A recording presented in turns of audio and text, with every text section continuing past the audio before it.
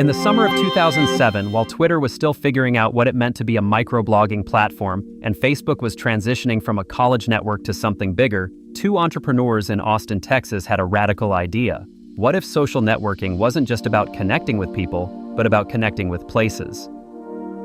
Brady Becker and Martin May launched Brightkite with a simple premise that would prove to be years ahead of its time: combine real-time status updates with GPS location data to create a social network that was fundamentally about where you were and what you were doing there.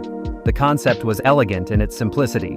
Users could check in at locations, share photos and updates tied to specific places, and discover what others were doing nearby. It was Twitter meets Foursquare meets Instagram, except Brightkite launched before any of those platforms had figured out location services, before Foursquare even existed, and before Instagram was even a glimmer in Kevin Systrom's eye. Brightkite's timing seemed perfect for the mobile revolution that was just beginning to unfold. The iPhone had launched just 2 months before Brightkite's debut, and while GPS-enabled smartphones were still relatively rare, the writing was on the wall that location-aware mobile computing was the future. Becker and May, both veterans of the Austin tech scene, had previously worked together at a company called Trilogy, and they understood that social networking was evolving beyond the desktop. Their vision was prescient. They believed that the most interesting social interactions happened in physical spaces, and technology should enhance, rather than replace, those real-world connections. The platform allowed users to post text updates, photos, and comments that were automatically tagged with their GPS coordinates. Friends could see where you were, what you were doing, and could even discover new places based on the activity happening there.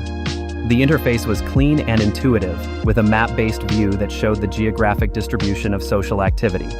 The early adoption of Brightkite was impressive, particularly among tech-savvy users and early smartphone adopters who understood the potential of location-based social networking. By late 2008, the platform had attracted several 100,000 users and was processing millions of check-ins and location-tagged posts.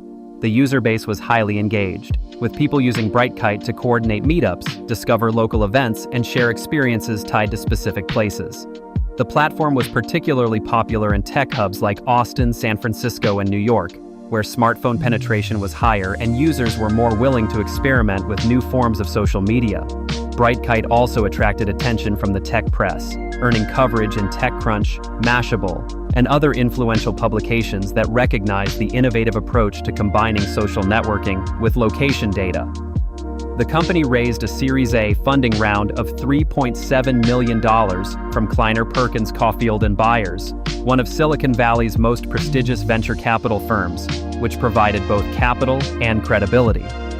What made Brightkite particularly innovative was its early understanding of how mobile behavior differed from desktop social networking. While platforms like Facebook and MySpace were still primarily desktop experiences focused on profiles and friend networks, Brightkite was built from the ground up for mobile, real-time sharing tied to physical locations.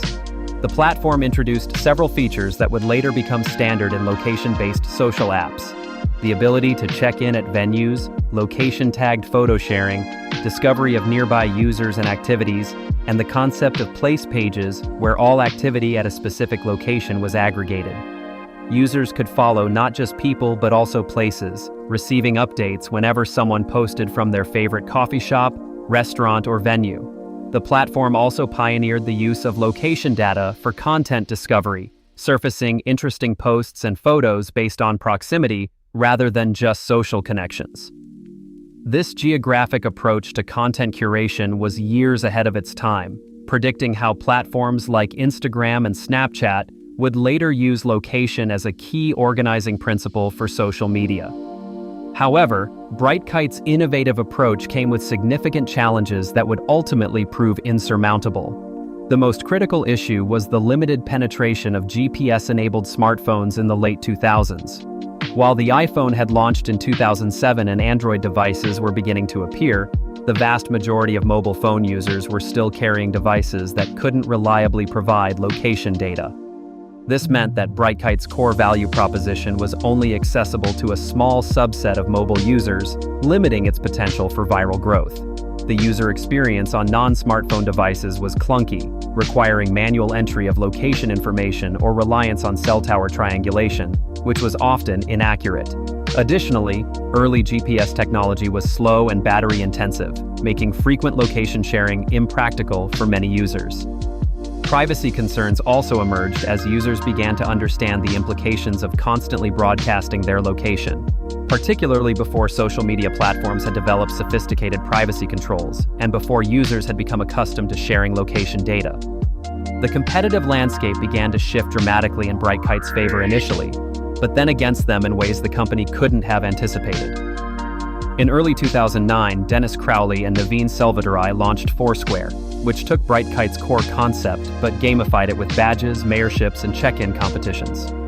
Foursquare's game-like mechanics proved incredibly engaging, turning location sharing into a competitive social activity rather than just a communication tool.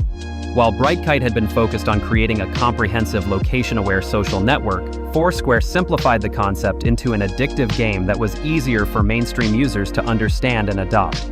The timing of Foursquare's launch coincided with increased smartphone adoption, particularly of iPhones and Android devices with reliable GPS capabilities.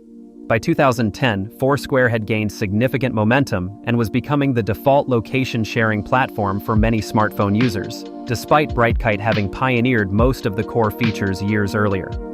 The real death blow came when the major social networking platforms began to recognize the importance of location data and started integrating similar features into their existing products.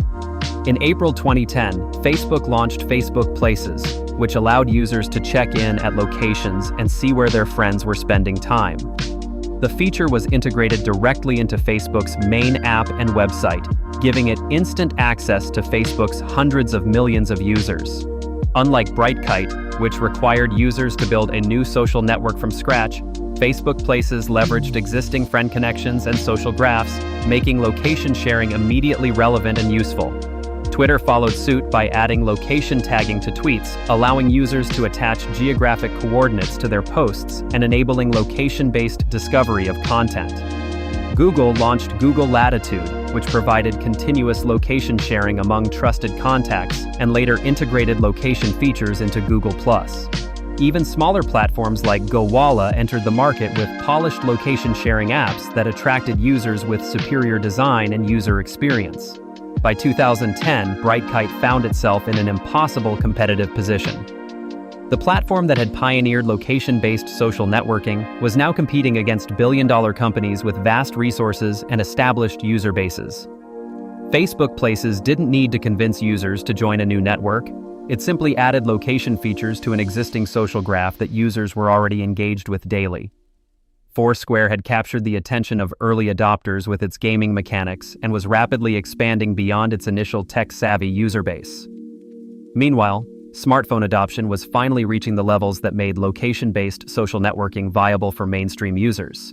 But these users were choosing platforms other than Brightkite. The company attempted to differentiate itself by focusing on rich content and community features, but the fundamental challenge remained. Why would users choose a standalone location social network when they could get similar features from platforms they were already using? The decline of Brightkite accelerated through 2010 and into 2011 as user growth stagnated and active usage began to decline. Despite having several years head start in location-based social networking, the platform couldn't compete with the resources and distribution advantages of larger companies. Facebook's integration of location features meant that location sharing became a natural extension of existing social media behavior rather than a separate activity requiring a dedicated app. The network effects that had initially worked in Brightkite's favor began working against them as users migrated to platforms where more of their friends were active. The company struggled to raise additional funding as investors recognized that the location-based social networking space was becoming dominated by better-funded competitors. In August 2011, Brightkite was acquired by Limbo, a small social media company, for an undisclosed amount that was widely reported to be significantly less than the venture funding the company had raised. The story of Brightkite represents one of the most clear-cut cases of innovation timing in the history of social media. The company correctly identified that location would become a fundamental component of social networking, and they executed on that vision with a product that was technically sophisticated and user-friendly. However, they were too early to market, launching before the mobile ecosystem had developed enough to support mainstream adoption of location-based services. By the time smartphones with reliable GPS became ubiquitous and users became comfortable sharing location data, larger platforms had recognized the opportunity and integrated location features into their existing products. Brightkite's pioneering work essentially provided a roadmap for competitors who had greater resources and established user bases to follow. The platform's influence can be seen throughout modern social media. Instagram's location tagging, Snapchat's Snap Map, Facebook's location features, and countless other applications that treat geographic context as a core component of social sharing. In many ways, Brightkite's vision of location-aware social networking has become so thoroughly integrated into modern social media that we take it for granted, forgetting that someone had to invent and prove the concept first, even if they couldn't ultimately capitalize on their innovation.